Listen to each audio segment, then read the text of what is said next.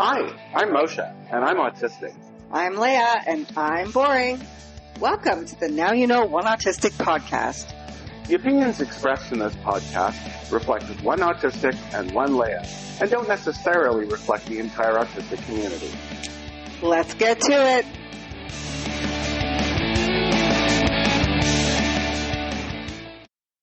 Hi, Moshe.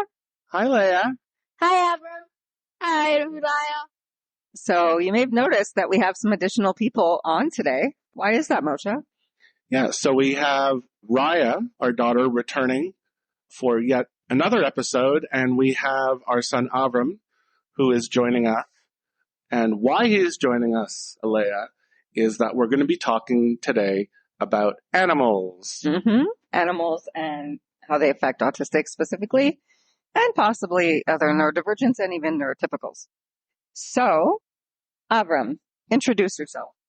Hi, I am Avram. I am 10 and I like mice and chinchillas. That's very cool. I like mice and chinchillas too. Okay. I've never had a chinchilla, but I've seen them a lot, and they're really fluffy. I've heard that they're very skittish. They're very skittish, but they're very fluffy. Scare them too much, all their hair falls out. That's what I heard. It could be a rumor. I've never seen it happen, but I have seen them rolling around in dust baths, which is just adorable. And of course, Raya, just in case anybody's been living under a rock and didn't hear your last episode, introduce yourself. Yes, just in case anybody didn't hear my last episode, my name is Raya. I'm 11 years old. Almost 12. Yeah, almost 12 in like a month. And dinosaur. You like dinosaurs? She likes dinosaurs. Okay. And gerbils. She likes dinosaurs. So, Avram, talk about your new pets. So, we have a mice and a mice that was living in our wall. We have 2 mice. Explain how that happened. 1 mice and 2 mice. The one living in our walls or the one that we bought? Both. So we had this We live in Israel, and Israel has a lot of very old buildings. mouse named Fred, and he was living in between my closets and my wall, and I named him Fred. And he escaped. Then the next day, we bought a mouse and 2 mesh-free pets that Raya will be talking about in her segment. And we named him Nibbles because he nibbled Abba on the way home. But that was Abba's fault, right? Because Abba grabbed his Tail. Right. He didn't like that. So tell us about Nibbles and tell us about the other mouse now. Oh yeah, we got another mouse living in the walls. I forgot the name. Did we ever choose her? I don't know that we actually named her, because I we're think not we're really thinking sure. about Chili because she's kind of spicy. Yeah, we named her Chili. Oh, we did name her Chili. I think we're thinking about Chili. But Nibbles is a boy and she is a girl. She is a wild mouse and he is a pet mouse, but they're getting along just fine. And we'll see what comes of that. Israel is abound with rodents because of the old buildings. And if you ever do come here, you will notice that there are wild cats everywhere. Not like wild cats you think of like lions and tigers, but no, just ordinary house cats that were brought over by the British in 1940-something. To kill the mice. To kill the mice, and then they just bred and bred and bred and bred and bred, and now there are cats everywhere. So it's very difficult to find small rodents outside, so they congregate inside, and it's very common that a lot of the older buildings in Israel have mice in them. And normally you would see the mice and be like, oh my gosh, there's a mouse. But of course, I'm like, oh, they're so cute. We should catch them and keep them as pets. So that's kind of how that started. Now, I do want to advise as a disclaimer that you should never try and keep, animals that you catch as pests.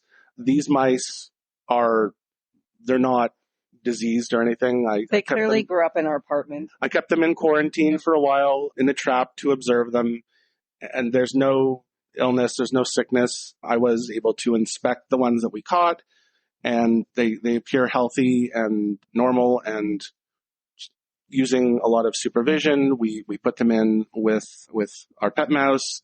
And of course, if there was ever any problems, we were going to immediately separate them. But he being a male mouse and she being a female mouse, he grabbed her and took to her right away. And she's not so thrilled with the whole cage situation, but she's definitely very happy with the, food and water, whatever she needs to.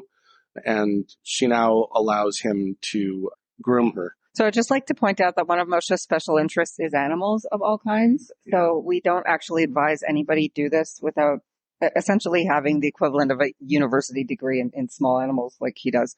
They're my hyper focus. So if you do have questions, you can message him about them. Avram wants to say something. As we're speaking right now, I hear one of the mice in the walls. That makes sense.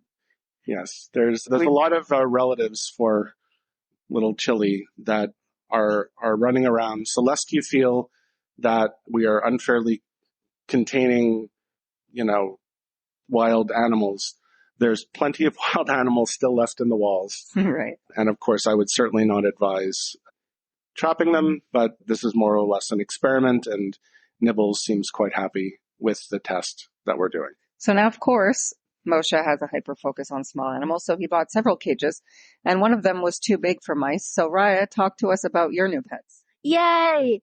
Okay, so we have 2 new mystery pets that are named Cheerio and Kernel, and they are gerbils. They are very adorable, and one of them actually just learned how to climb the tube that's connected to their cage, and it's really cute watching him jump up the tube. We're doing the habit trail thing. It's well, not habit trail because it's not officially a habit trail, but it's the kind of habit trail knockoff that you can get on like Alibaba. No, we bought that one at the pet store. Did we? The mouse house we bought at the... I think it's still one of those ones. It didn't have the official habit trail logo though. I don't know, but it looks pretty good. Oh no, it's fully solid. Like it works really, really well. It's just, honestly, I'm kind of excited to possibly one day look into buying some extra tubes and creating networks of stuff that could be lots of fun. So the reality is it was completely by accident that we have 2 opposite gender mice, but we figured that was okay because they're not related. But the gerbils that we bought were related, all from the same litter. So we bought 2 boys because boys are sweeter and we don't want them to breed with each other, right? Yes. Avram wants to say something. And by the names, guess which one learned how to go to the slide? I don't know that the viewers can guess. Well, I mean, so Cheerio's the one who learned how to go on the slide, but then he showed his brother Kernel, and now they're both doing it. They both sleep in the tube. Yes. Yes, Cheerio always likes to hang out in the tube. It's like his hangout spot. Now a little bit less because now he's learned how to climb it, but it's actually very cute. He always tries to burrow in the tube. And we're like, no, buddy, it's made out of plastic. Bless him. He keeps trying to make more tubes anyway. So, Avram, which one is your favorite pet and why? Nibbles. Tell me why. I think the mic is a bit too close to my face. Sorry. Tell me why. He was the first one that I held, and he is actually very cooperative, except for the time that he tries to escape when he goes behind my neck. He likes you very much, doesn't he? Yes. He'll climb up your shoulders and give your face kisses, doesn't he? Yes. Raya, which one is your favorite pet and why? Personally, I really like Kernel because he's really adorable and he's really like friendly and adventurous, and he likes exploring a lot. And whenever I hold him, he's like very nice to me. Moshe's just going to burst. Which one is your favorite pet and why? I like them all. I think that small animals are wonderful animals to have. I've studied all of them extensively. I love gerbils. Leah and I actually had gerbils as children. Yes, it was very nostalgic. He handed me a box full of gerbils with a big smile on his face, and suddenly it was 1991 again. Yes, I told her it was the last time she held a box full of gerbils. We were horrifying your mother with them. I think we still are. The kids called her all the way in North America, and she's still pretty horrified, I think. Right, but it's just very exciting. Mice and gerbils are amazing pets, just in their own right. They're both very different, even though they're both rodents. Mice are much more skittish, but also they're, different in personality. Gerbils are very playful and adventurous, but maybe a little bit more friendly. They're all amazing, much better than hamsters. Don't, there are some diehard hamster people. Don't offend the hamster people. Are wonderful, but one of the things that I always said was that hamsters are not necessarily, they're fine. Hamsters are fine. I liked them, but again, males. Females are very bitey. The thing is, hamsters are not necessarily a great first pet for children because they can be very bitey. They take a long time to hand train. They do sleep quite a lot during the day unless you train them not to.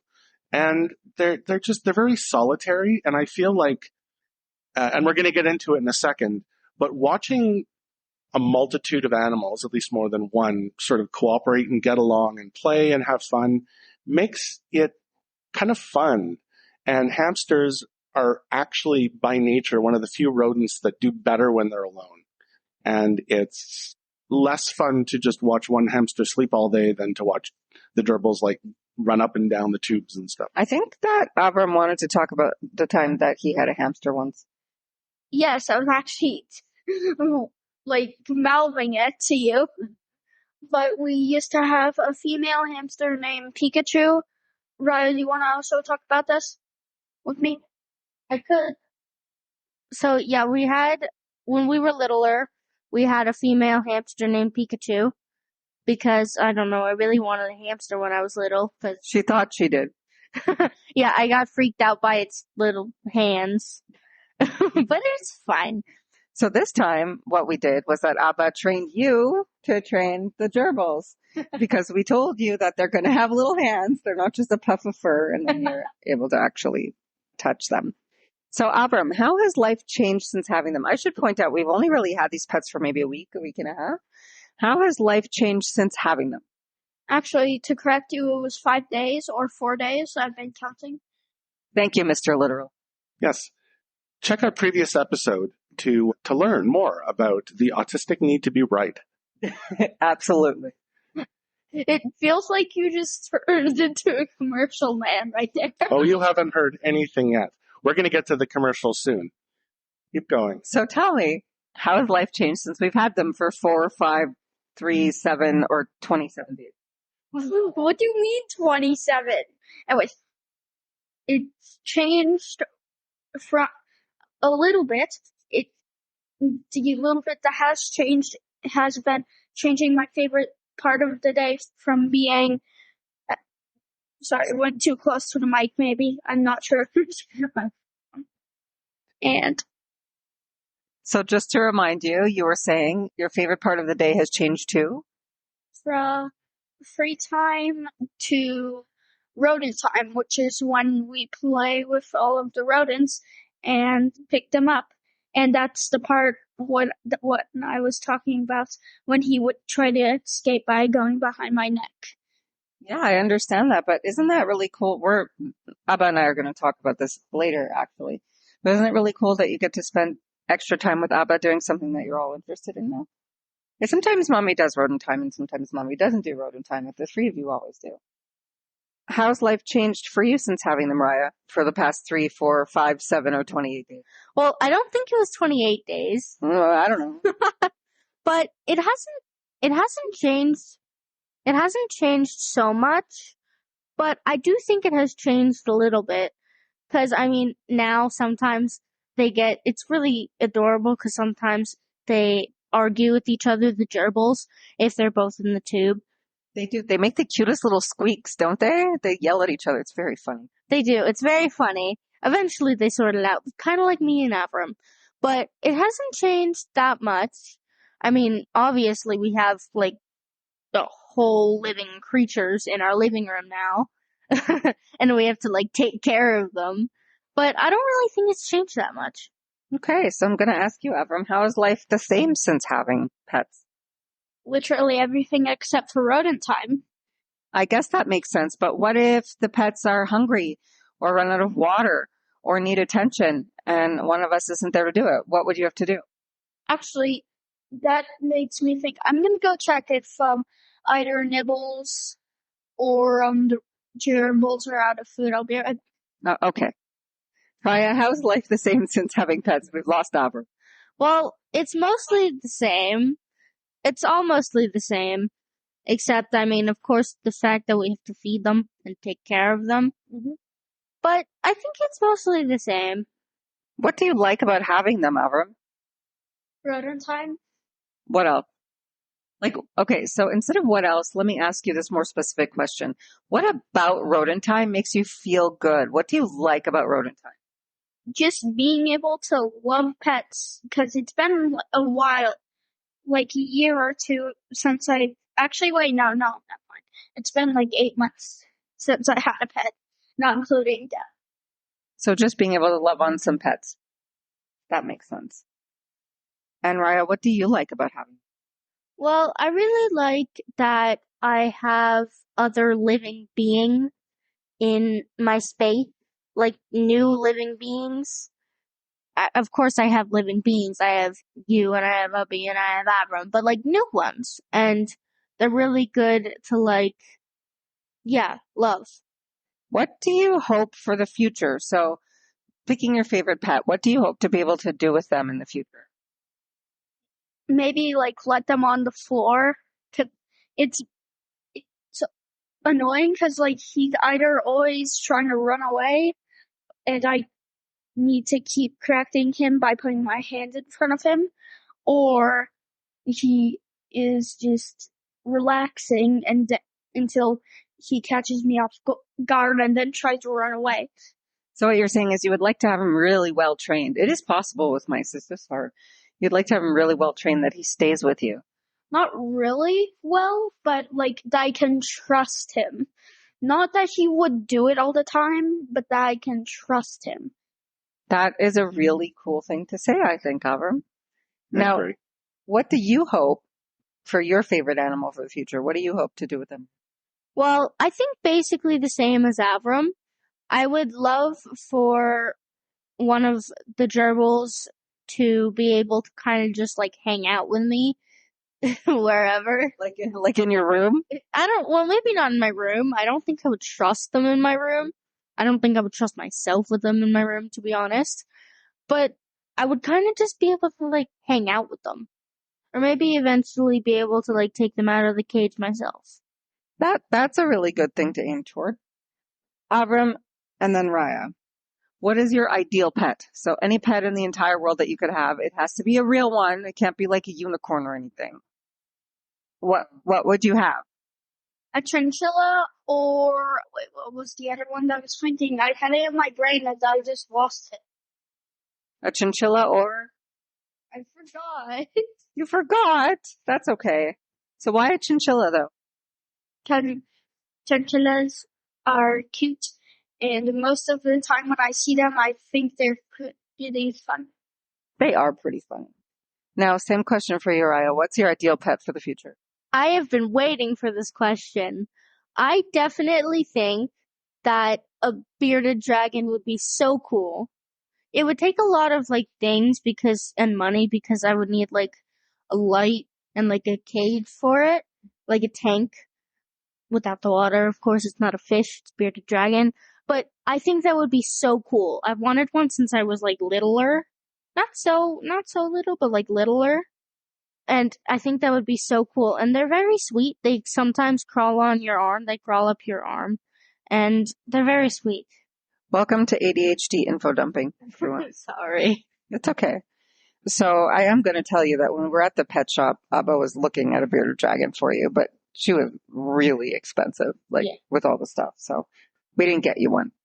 Well, maybe eventually I can get myself one. I still hear the mouse in the walls. Good for you, honey. All right, kids. So that's your segment.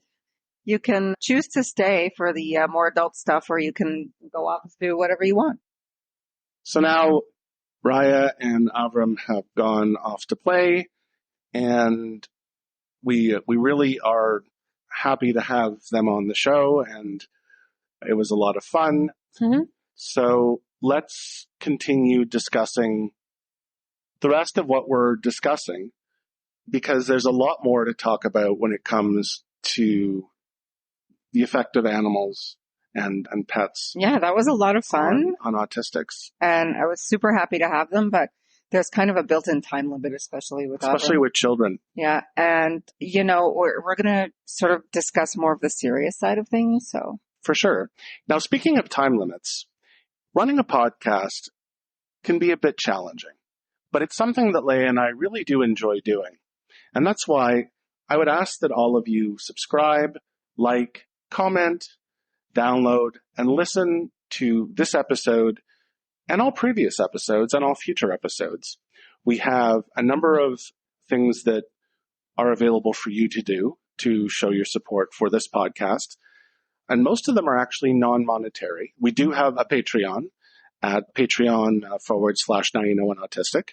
However, by subscribing and liking the podcast on Apple Podcasts, Spotify Podcasts, whatever podcasting sites you're listening to this on, you have the ability to boost where it shows up in the ratings, which will allow more people to come. If you have friends, family, coworkers, enemies, whoever, share these podcasts and this episode with them and encourage them to share. essentially the most important things you can do to help a podcast are non-monetary. So Patreon aside, you can like, share, download, listen, rate, even message us. Absolutely. We have an email. Contact us at newyouKnowAnAutistic.com. And of course, if you do want to help us out monetarily, we do have some really interesting Patreon programs. We'll call you out in future episodes. You can appear as a guest and talk about your own special interests. We can talk. They're all listed on the Patreon site for this podcast. And of course, it would really help us to continue to talking about this interesting material. We also do plan at some point on posting some stuff to the Apple Podcast subscription site, because we did sign up for that and we haven't been very good about it, but we're definitely working on a few things that are unique to Apple Podcasts and also a few things that might be unique to Patreon. So like, subscribe, download, listen. Everything that you do helps us. And of course, if you want to give us anything, whether it's small or big, you can go to our Patreon. On the website, there's actually a link on the top of our homepage at nowyouKnowAnAutistic.podbean.com that'll take you right to the Patreon site, which will allow you to donate whatever you want to do. So now back to our program. So Kernel looking at me. Yes. Yeah, he is. So he's interested in what we're talking about as well. So the real meat, I mean, the kids were a fun thing because we just got them pets and they're very excited. They're very excited to talk about them. Of course, they want to talk about them. But the actual meat of the episode, 25 minutes in, as we usually do, is about the benefits of pets for autistics, other neurodivergents, and sometimes even neurotypical people. For sure. There's some overlap. So we want to talk about the benefits to children specifically, but also benefits to adults. And they do overlap and they do differ. So that's going to be, I think, on you to help me with that. Definitely. So the first benefit that I saw was reducing stress. So handling a warm, fluffy thing scientifically has been shown to lower your heart rate, lower your breathing rate, just literally physically de-stress your body. Absolutely. Now, if you go to places that are known for being somewhat stressful, like schools and, of course, dentists' offices, you'll often see a fish tank because fish do have an effect at lowering stress and inducing a sense of calm watching little fishies swimming around. But they've actually done studies that show that you get much more of that reduction of the stress effect and anxiety from handling. It's typically mammals. I know a lot of people, they absolutely love their snake or their parrot or whatever, and that's wonderful. But the studies are typically done on warm-blooded mammals. So everything from, of course, dogs and cats, right down to the gerbils, mice, rats, hamsters, chinchillas, as Avram mentioned. Anything small and fuzzy, just the act of holding them and petting them induces a sense of calm, doesn't it? It does. But I have a really stupid question. I understand why fish tanks at doctors' offices and dentists, but why is there always a fish tank at Chinese restaurants? I think it's more for ambiance, and also sometimes you want to sort of look at the fish tank and go, you know what? We should have seafood tonight, I think. Honey, I love you and I love Mom so much, your mom, but going to a Chinese restaurant with her was definitely stress inducing. It was. She was very much about, by the time when she sits down, she wants the order to be taken. And once they take the menus away, she wants the order to be, in front of her in 5 minutes or someone's going to hear about it. And screaming no MSG, remember that? No MSG. No MSG. I don't know. I think he put extra MSG. He was so mad at her. I don't know that the Chinese restaurants have regularly put MSG on food in a long time. Not to say that they shouldn't. It's definitely very flavorful, but no MSG, no MSG, no MSG. And I'll be 100% honest with you. I didn't know what MSG was until I was in my 20s. He totally put extra MSG. And honestly, the MSG is not bad for you, but anyway, write to us if you want to hear more about MSG. Some people seem to have like a sensitivity or whatever. But I do think that the fish tanks helped us run away from your mother when we went to Chinese restaurants back in Montreal. And didn't we go to a restaurant where there was like a fountain with like goldfish or whatever? That was Picasso. That was a breakfast restaurant. Yeah. But we did go there and we used to put our fingers in the and they used to yell at us. Exactly. Yeah, I remember. We used to throw money in there. Yeah, people see like a fountain or water and they want to throw coins. The poor fish, they're like, I don't know why you're throwing things into my home. Anyway. Yeah. So the next thing that I saw that's actually a really interesting study is that especially autistic children who sometimes have issues with bonding, having a family pet can encourage a stronger bond with their parent. That's really interesting. I do know, in general, that having an animal, especially for autistic children, can help with teaching them empathy. Mm-hmm. Because if you are autistic, a lot of the time you struggle with, as you call, theory of mind. And when you are so internally focused, you sometimes have difficulty exploring the feelings of others. And when you have this helpless little mouse, we have pictures. Actually, I have pictures of Avram that I'll post on the site of him just playing with this little tiny mouse. And we talk to him about, how the mouse feels and to keep the mouse down. And you wouldn't want to lose the mouse and you don't want to make the mouse upset. So you have to be very quiet when you're around the mouse. So it teaches him to be more respectful and more aware of what he's doing and how he's acting. And he evolved unbelievably well and quickly. The first time he held the mouse, he was screeching because it was tickling him and he was scaring the mouse and then it was getting away from him every 5 minutes. But by the next day, he had a handle on the mouse. You could hear him talking about it. Yes, absolutely. And I do find it's a thing for you and he to have in common. So I do think that it is increasing your bonding potential. Because it gives you something to do. Unfortunately, I don't know if it's a consequence of the modern society that we live in, despite the fact that we happen to live in one of the oldest countries in the world. But we're unfortunately in a lot of places getting away from the family times that they had in our childhood days and in our parents' days, where families spend time together, maybe listening to the radio or possibly even watching TV later on. But now there's so many screens and so much TVs and so many video games. And to be able to go to him as his parent or as, parents to him when you're involved and be like, okay, it's time to hold the mouse. It's something that we can do together. And he can go to school when school's back in session and go, my father and I, we spend time over the summer playing with our pets, and it develops a sense of trust because we'll be sitting on the bus and we'll be like, remember that funny thing that the mouse did when we were playing with it? So it creates that connection that you have because, like it or not, a child, any child, neurotypical or neurodivergent, that watches their parent show love for another living thing, it can project that amount of love unconsciously even in the child and go, it makes them feel good to watch their parents loving something else, potentially. I mean, our kids pretend that they're disgusted when we hug and kiss each other, but they love it. It makes them feel secure. Right. And I mean, absolutely, we can talk all day about the positive impact of showing, what's the word I'm looking for? PDA, public displays of affection, in front of your children.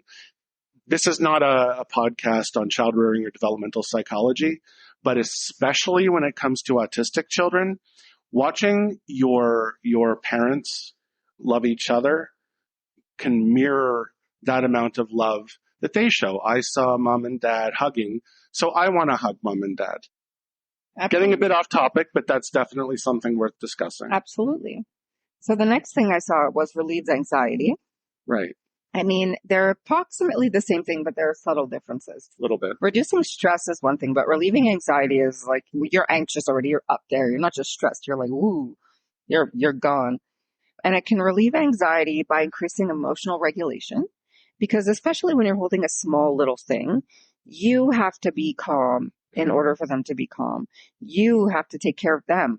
So it's kind of easy to forget about the things that are bothering you, right? Exactly. And it can also teach empathy, reason being nonverbal communication. So animals, they don't have speech. So you have to learn their looks and their body language and their needs.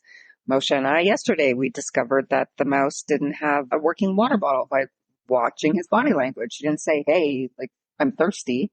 But that was a thing that we had to see. And that is a good thing for especially autistics to learn, because they struggle with nonverbal body language sometimes. They do. And last week, Leah and I discussed coping mechanisms when it comes to things like anxiety. And this is a really good segue into this week's episode, because we talked, I think, close to the end of last week's episode. You can go back and listen to it, although you should anyway, because it's a great episode, one of my favorites. Of course, I say that about every episode. About one of the healthy ways, because we talked about some unhealthy ways, but one of the healthy ways that you can deal with anxiety or problems that come from stress and whatever, by refocusing your attention. And one of the things that you refocus is by diverting. So if you have, we're going to talk about this a little bit, but if you have a child that is very anxious, or even an autistic child that's in the middle of a meltdown, you can take out the mouse and go, hey, look at Nibbles. Isn't Nibbles funny? You're upsetting Nibbles. And it'll be like, oh, wait a second. What's going on here? And they'll just like, it'll stop. It'll divert their focus. Or you seem really stressed. You want to pet the mouse? Come, let me show you. Like, look what the mouse is doing. You know, when you touch it, give him a pet. And it creates that sense of calm and that distraction that can divert attention and cause less anxiety. And I've noticed that when Avram is playing with the mouse, even when he's not like always aware of where the mouse is, he's calmer, he's far more focused. Mm-hmm. He is aware of what's going on around him. He's not distracted, and it zeroes in his attention. He has to be, because as he pointed out, Nibbles can just run off. So he has to be aware where Nibbles is. Because you're putting that level of care and caregiving onto him. You're going, oh, you should check to see if Nibbles has water. You should check the food to see if there's enough food in there. It's allowing him, and this is amazing for autistic children, but it's great for all children. It allows them to think about the needs of other people, instead of always being concerned with their own needs. Because a lot of children, most children, I would say, are by their very nature selfish. Of course. Not just autistic children. And it teaches children to be aware of other things' needs, which are very helpful to their personal development and a sense of empathy. So the next benefit, which it seems relatively obvious, but we still should discuss it, pressure. So when you're talking about bigger animals like cats or dogs, you know, having something warm and heavy in your lap, or pushed its head against you, or whatever, can help a lot with emotional regulation. Pressure is something that actually helps you a lot. Can you talk about that a little bit? Feeling pushed or grounded or held together. I think held together is probably a better description of it. Sometimes when you're feeling especially anxious, especially either under or overstimulated, you need some sort of a grounding influence. A little I say a little while ago, but some time ago, I started getting big dogs. And for me, that was important. I didn't know yet that I was autistic, but I knew that being in bed and having this heavy creature lying on top of me made me feel good, and I didn't really know why. And I also felt that when they weren't around, I felt anxious and upset. And it was a level of security that I enjoyed. And that's why, and we're going to talk about it in a little bit, when you talk about emotional support animals, but that's a little bit less, service animals, they actually do teach therapy animals, and service animals are more specific, but they teach therapy animals to actually lie on top of a person, Autistic people, of an autistic person, to help them. They identify the signs of meltdown or signs of anxiety, or just when the child is feeling really, really out of control and overstimulated or whatever, they have these dogs that can lie on top of them. And this is not just dogs. I mean, I love dogs. Dogs are amazing, but cats, you can't train them so much, but having a cat will also help. Rabbits are also used because rabbits are very skittish, but they can be, calming. You stick the rabbit in the lap, and the rabbit just petting the rabbit and just petting the rabbit. And it's very useful for helping children. So that brings me to Feel the better. next thing, actually, petting a rabbit, texture. A lot of people who are neurodivergent, also neurotypical, will seek textures that they like to feel through their fingers or their hands. And that can also be very calming. Yes. Warmth. And also teaching especially children on the spectrum how to touch something gently. Yes. It's very nice. It's good practice for Yeah. when you actually have to interact with other humans, especially when you have a partner later in life.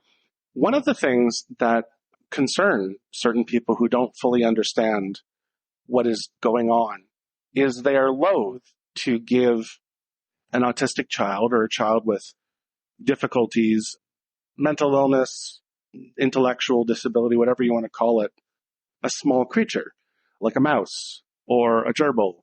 Rats are a little bit bigger, so they kind of fall a little bit outside of there. But like a small animal, they're like, well, how do you trust it? How do you know? How do you, what happens if he does it? What happens if he squeezes it? But that's the thing, is you want to do that. You want to teach someone who needs that kind of help that when he has this tiny little mouse, he has to be so gentle. And you tell them, you have to be so gentle. When you pet the mouse, you have to be so gentle because it's very small and you don't want to hurt it. And it actually allows a child to temper the pressure that they use. That's not to say that these gigantic dogs are not also wonderful, because you can hug them as tightly as you want and you're not going to really do much. Okay, so here's the thing. There's a few things to talk about there. Your dogs, aka our dogs, were not service dogs or therapy dogs. They were not trained at all. Not at all. And they were so huge, they were designed for you. So me being half your size and him being half my size again, they didn't work so well for us. Not for that, no. For anything, really. We couldn't walk them. Anyway, it was a whole thing. It was a challenging part. I mean, they were wonderful dogs on their own right, but they didn't receive the training that they should have received, and that's unfortunate. And we couldn't take them with us when we came to Israel. They did find a really good home together. They had been raised together since very young. Yes. And we rehomed them to a fantastic family. I think it was with 2 teenage kids and a mom and dad, which made sense because they weren't good for small children. They were large. And they required a lot of training and obedience. But I mean, dogs are wonderful, but small animals, especially delicate animals, are really good for teaching a child how to temper their pressure, because you're going to go and grab something and it's going to smush it. And you don't want to smush your animal. So you teach the child, be very gentle. And I mean, sometimes you can, sometimes you can't. And I'm talking a lot about the benefits of it, but unfortunately, if you have a child that doesn't have the ability to temper what they do, a mouse or a small animal may not be the best pet for them. So Avram, as you heard, is quite functional. Yes. If you have, a level 3 autistic child, then maybe don't Yeah. rip them out. I don't. I mean, there's definitely benefits Service dog. to it, but as I said, if you have a child that is unfortunately unable to regulate their anything a lot of the time, then having a small, delicate creature maybe not necessarily the best plan. But that's not to say that they can't have animals, and we're going to be talking a lot more soon about hippotherapy or horse therapy, which has amazing results with autistics of all kinds. Yeah, so confidence. That's the next thing. It'll teach not just an autistic child, any child, or autistic adults also, because they're not always great with reciprocal interactions. Confidence. Right. That they can have a reciprocal interaction with something or someone that's not going to judge them, and they can actually affect change onto another living thing. Yes. And one of the things that I came across on Reddit, and I do find a lot of my best material on Reddit for a variety of reasons. Someone posted under the autism, it was either the autistic subreddit or the autistic adult subreddit. And the question was, do you think my dog knows that I'm autistic? And we're going to talk a little bit about whether dogs can detect autism, but this was not so much about detection. It was more, do you think, the question was, do you think my dog judges me for being autistic? No. And my answer, if you go on the subreddit, if you find the question, can my dog tell that I'm autistic? And my answer was quite simply, one of the most beautiful things about a dog or a cat or any animal is that the question is not even whether or not it can tell if you're autistic. The fact is it doesn't care, because an animal either completely lacks the ability to judge someone or doesn't have the ability to judge them at all. Because if you get your autistic child a dog or a cat or a mouse or a rat or a gerbil or any animal, the animal is not going to look at the child and go, oh my, it's an autistic child, It's just going to say, are you going to feed me? Are you going to love me? Yeah. Are you going to take care of me? Are you going to, spend the rest of my life with me? Then fantastic. That's all that matters. Your dog just knows that it loves you. And can they sense autism? Maybe there's been some studies. But what does sense mean? They're certainly not judging. Dogs are probably the most non-judgmental creatures that God ever created. The post was quite sad, as a lot of these ones, is you have this person who has a dog, and it struck with me because I also was an autistic adult with a dog. And when the guy has a meltdown, when the guy, is flapping his hands, when the guy is just completely overstimulated and shutting down, is his dog judging him? Is his dog mad at him? Do you think my dog gets mad at me when I'm always crying and I can't stand loud noises? Do you think my dog, thinks less of me because of how I act? And I said, the dog knows that you love it. And the dog is never going to judge you for who you are. Yeah, the dog doesn't care. The dog knows that that's how their human behaves, and that's that. Exactly. And if that's all they know. And if you happen to be I talked to Leah about this, not to compare dogs to children, but if you have a dog that has been with you since, or a cat, I mean, I don't want to limit it to dogs, but if you have a dog or a cat or an animal that's known you for most of its life, then that's just how it feels that you act. It's going to go, well, I guess humans are always doing this sort of thing. Yeah. And I said to Leah, that's kind of like having a child that's born to an autistic parent. It's, sending the kid to school and the kid going, what, you mean all fathers aren't autistic? I don't like, I thought your dad doesn't have to go in the bedroom and cry sometimes. I thought all fathers, had meltdowns. That's weird that yours doesn't. What's wrong with him? Right. I mean, Avram knows better because he knows that you're both autistic and he understands it in a different way. And Raya is just, too smart for her own pants. But, yeah, I mean, having a baby raised with an autistic father, the first time they go to school, they may say, your dad doesn't have to go in the bedroom and cry sometimes for a bit. Right. Anyway, So, increased exercise. Actually, let's go back to calming meltdowns. Let's talk about how an animal can help with calming a meltdown. And this seems to be across the board, adults, children. We kind of did, because it comes back to providing an alternate focus. The child is in the midst of a meltdown, regardless of the cause of it, and you present an animal, and again, as we just discussed, the animal doesn't judge.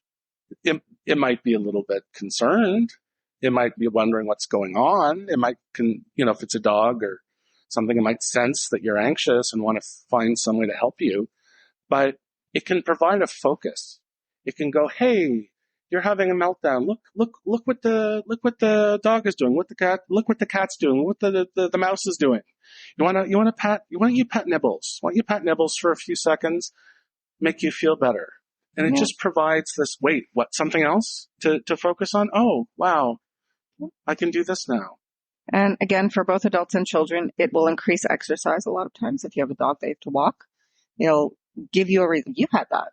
Right. It gave you a reason to literally get out of the house. Sense of purpose. That applies a lot to mental illness too. A lot of people with depression will actually get a dog or something that requires regular support, like a cat or a caged animal. You can theoretically just kind of leave to their own devices, and a lot of the time they're happy with it. But a dog requires, you have to get up and walk them. You have to go and feed them. You have to provide them with attention.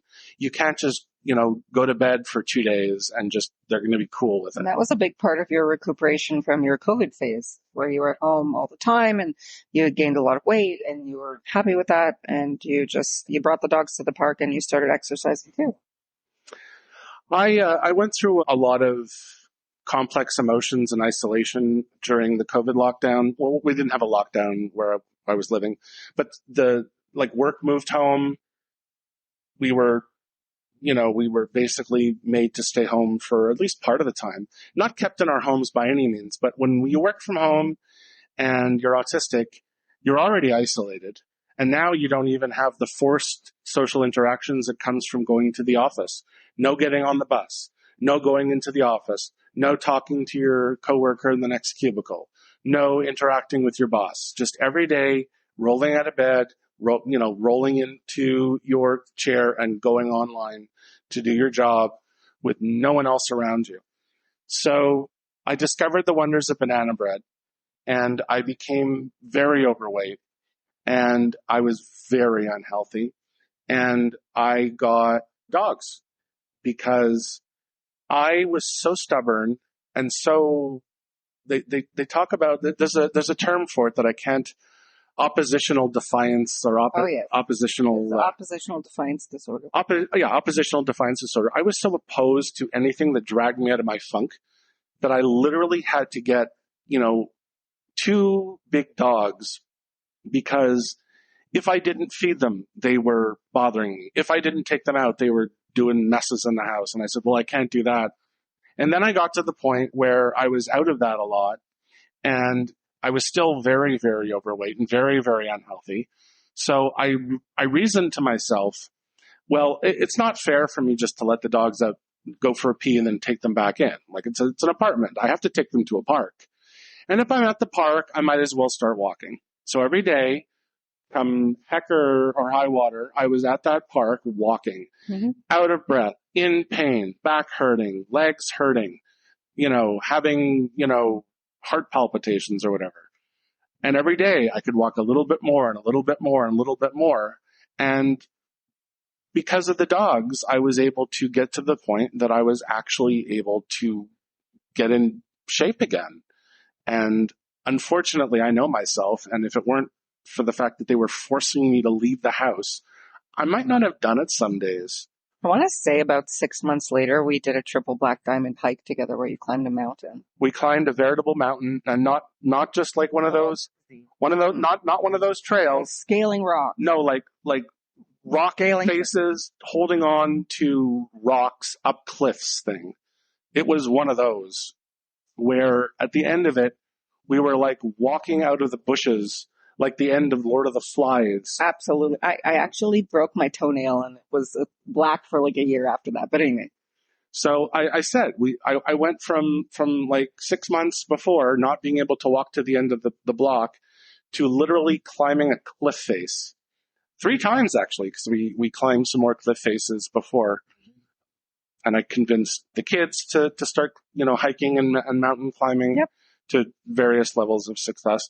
So, I mean, unfortunately the dogs were not trained and whatever, but I credit a lot of what got me out of where I was in a somewhat bad place mentally and physically with the fact that I had to be responsible, at least to some degree, with those dogs. And that's the next one, increased responsibility.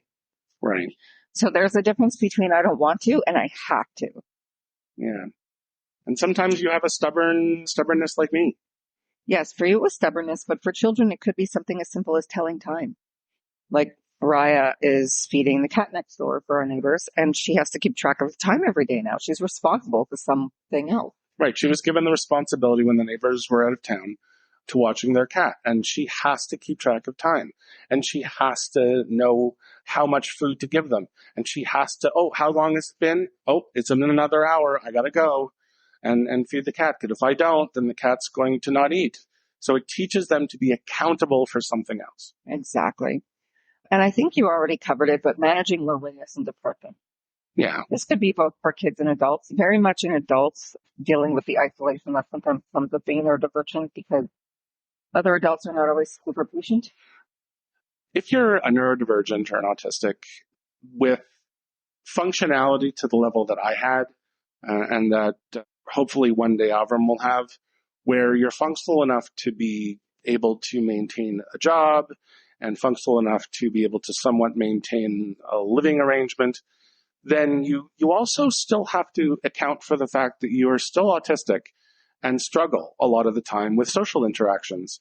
And while it can often be used as a crutch, and it should never be used to replace person-on-person physical or social interaction, having a dog or a cat or a small critter in a cage does provide some degree of companionship.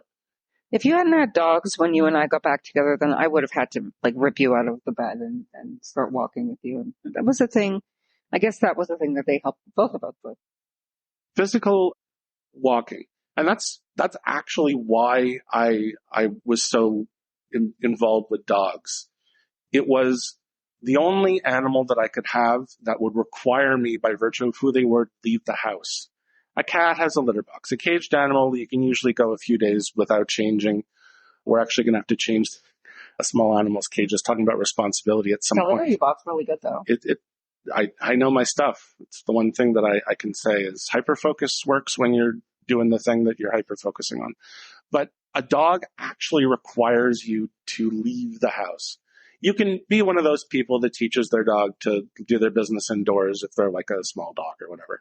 I actually know that there are people that have the little dogs and they just buy them like a litter box. Or yeah, the problem with whatever. that was I had a little dog and eventually I just gave up because she had such a small bladder. She often couldn't wait for me. So I had the puppy pads and then she just preferred to use the puppy pad.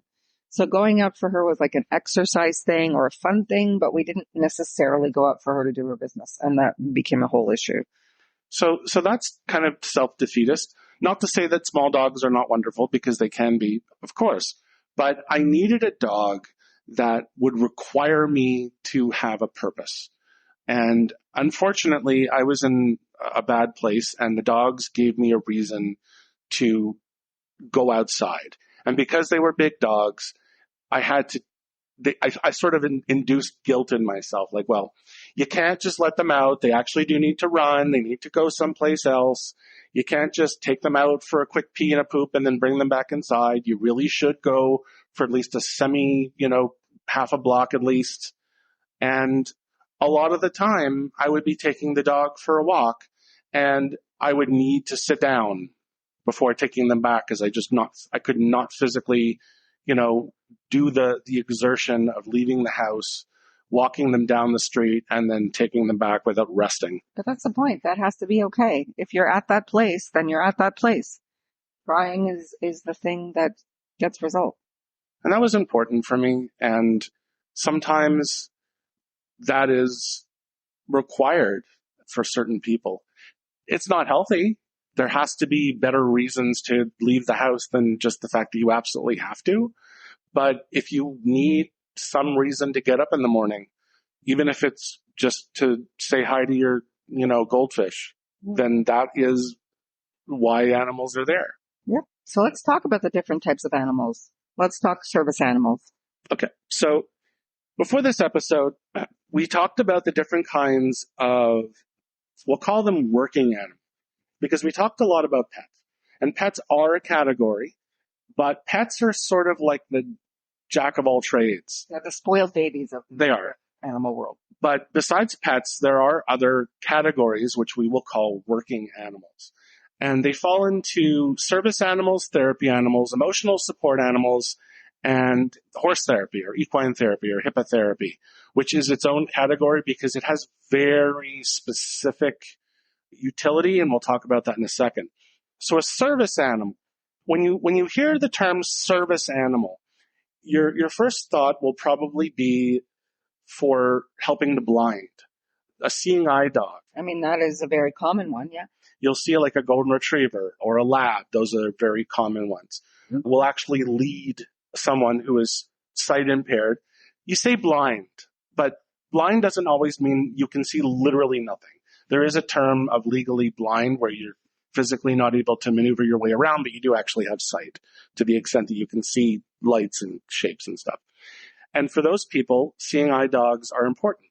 But service dogs for people with autism, especially very severe forms of autism where they're basically non-functional a lot of the time, are important, especially if they can't vocalize their needs. Absolutely. So they can be trained, as you said, to nudge their head against somebody or lay on them or lay next to them if they're having a meltdown. They can be trained to go run and get mom if, somebody falls down or hurts themselves. They can be trained to do all kinds of things. My favorite type of service dog that I ever heard about was actually an epilepsy dog. Yeah. And I'll tell you why I find that so cool. Because they can actually sense an epileptic seizure before the person even does by scent. Mm-hmm. And then they warn the person by nudging them that they're going to have a seizure so the person has time to go sit down somewhere or lay down on the floor, not be in the middle of the road or whatever else. And they will often, again, push against their leg or whatever to calm them down. I thought that was honestly the coolest type of service dog. Service dogs are amazing, but a service dog is specifically service animals. I mean, but they are generally going to be dog. I haven't really heard of a service animal that's not a dog, but they're performing a specific duty. That's their job. Not pets. No, they're not pets. They are actually on the job. I mean, I'm sure they receive love. When I was very little, I used to feel really sorry for service dogs because I would see these people walking around with these seeing eye dogs and go, that's so sad that they don't get love. They're always working. And someone told me no, like when the vest or whatever, when the like harness comes off, they do get all sorts of love and attention. That's the thing that they teach kids now. When he's wearing a vest, he's working. Right. So therapy animals are kind of like pets in the sense that they're not doing a job per se, but what they are is in a work site. And that you heard work site, you think like, oh, the construction site. No. So therapy animals work in schools. They work in hospitals. They are not as restricted as service animals, but therapy animals are there. Okay, I'll give you a perfect example.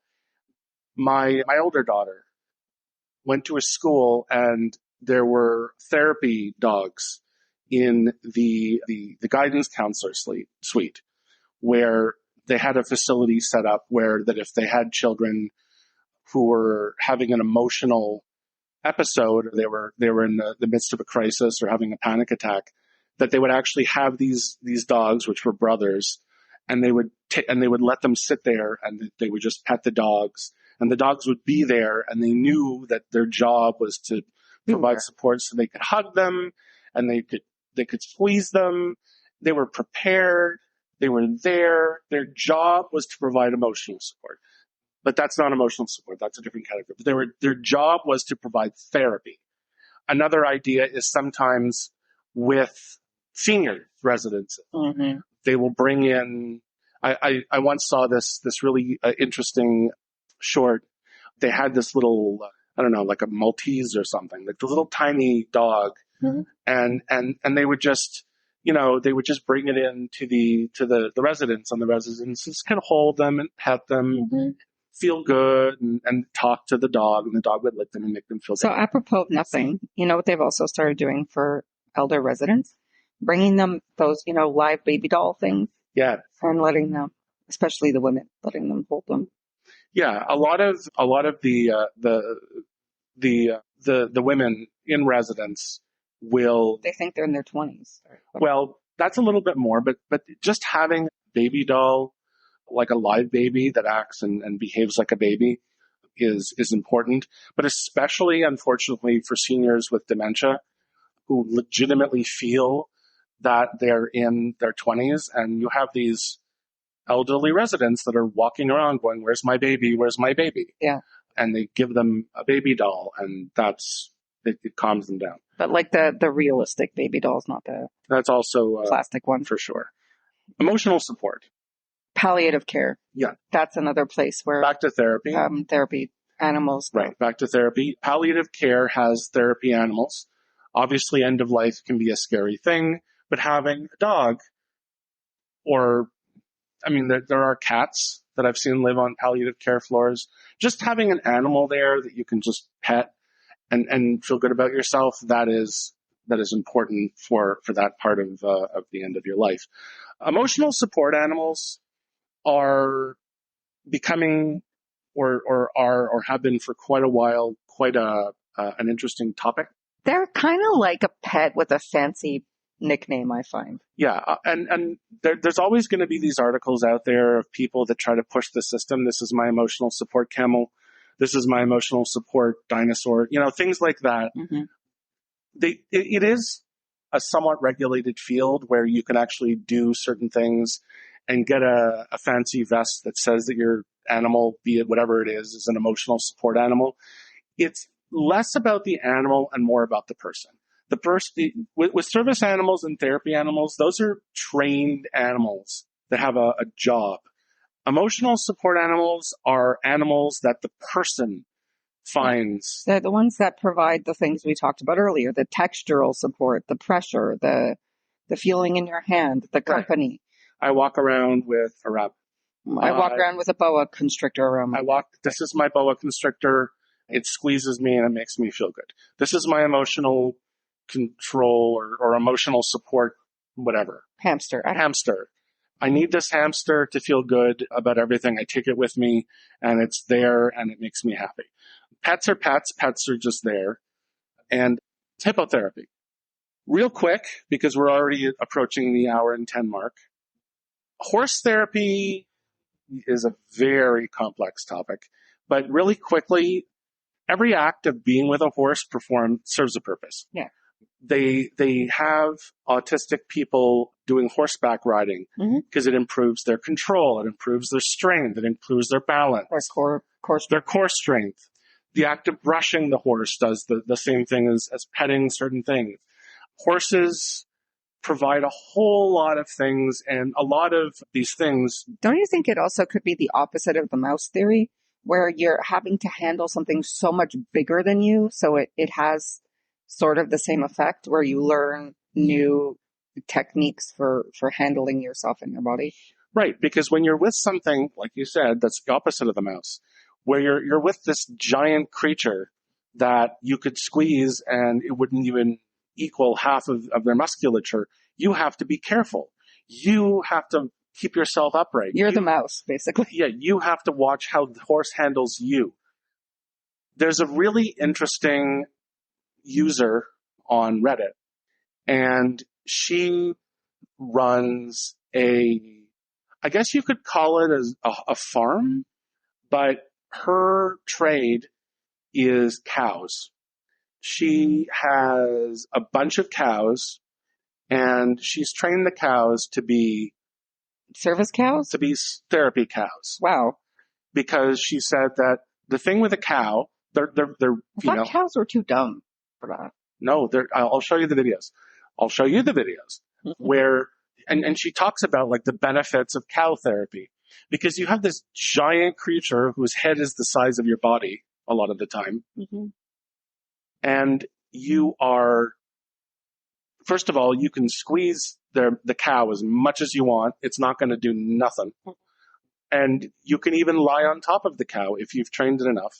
And the cow will barely feel you, because a cow is a giant creature. Mm-hmm. And a cow... I think cows kill more people than sharks. Weird, strange fact. But, well, they can for sure. But a cow can provide a level of love because of the fact that it is purely herbivorous, and it really doesn't serve much, like it, unless you're like eating it or whatever, which you could dig. Some people love, hamburgers, I guess. But cows are far less skittish than horses. They require far less maintenance. You just basically have to send a cow into a field. I don't know if we've mentioned this before, but Moshe is a strictly lacto-ovo-pescatarian. He doesn't eat land animals. I haven't had land animals for a very long time, and it's not necessarily for religious reasons, and it's not necessarily for health reasons. Avram and I eat beef sometimes when we're out, not enough. But I've actually I can't bring myself anymore to eat an animal that I wouldn't be prepared to slaughter myself. And I know that, especially being a Jewish person, the slaughter method that we use is very humane, but I've seen enough cows and other animals that I just couldn't bring myself to do it. It's a personal choice. I'm not advocating, not eating meat. I will still have meat on occasion when it's presented to me, and that's okay. Like, that's just how it is. But as a rule, except on very special occasions, I will not eat meat. I'll eat fish. I don't care about fish. Yeah, we eat fish at home. So, sure. We eat only dairy and eggs and fish at home. It just keeps the kitchen less complicated. Speaking of animals, and no, we're not going to go all like that way. But yeah, final thoughts, Leah. Actually, I had a really cool note here that I was going to ask you for your final thoughts on.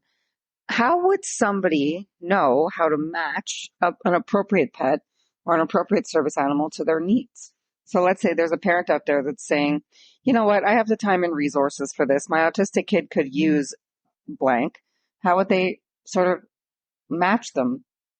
Well, first of all, when you're talking about service animals, you're specifically talking about dogs most of the time. But if you're looking, for example, to provide your autistic child with a pet, I think the first thing that you want to decide is, what is your child's capacity to care for an animal that's smaller and more vulnerable than it is. We bought Avram a mouse because we trust him to know how to provide for the mouse.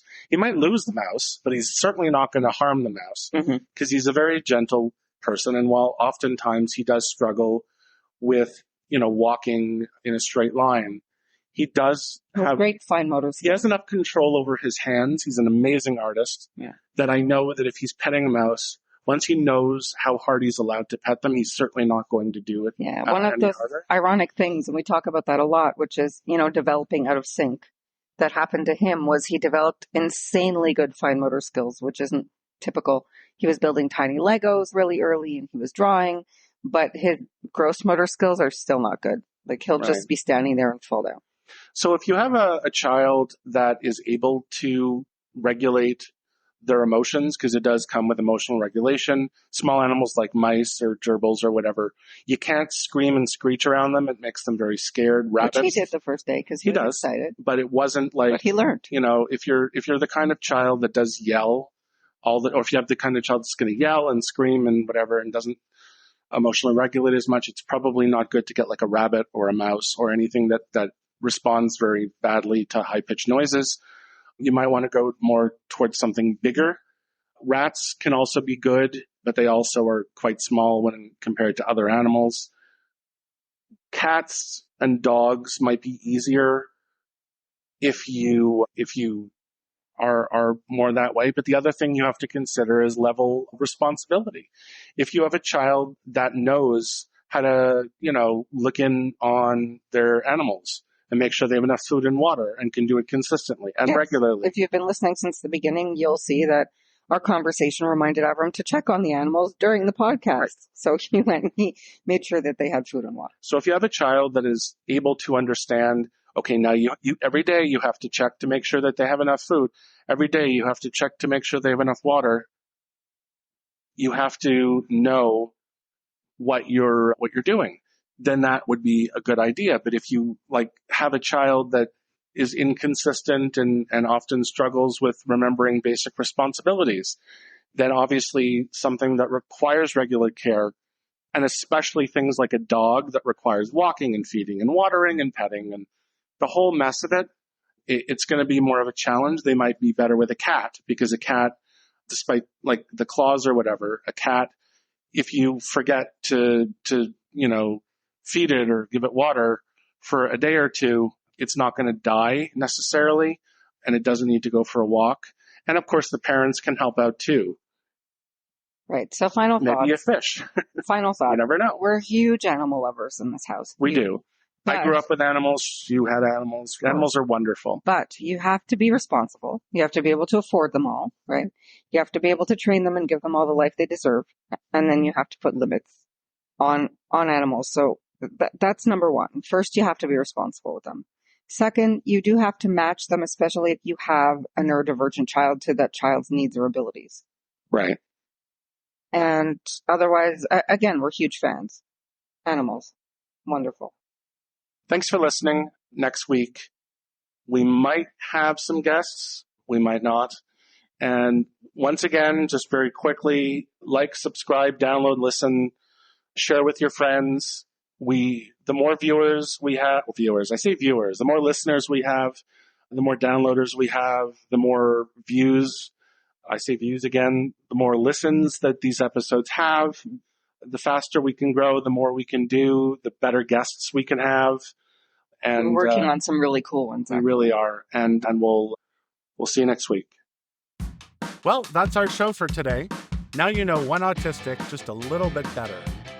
So something you may not know about some autistics is that we often struggle with ending social interactions. So, Leah? All right, Moshe, I'll take care of it. Thank you for listening to Now You Know One Autistic. See you next week.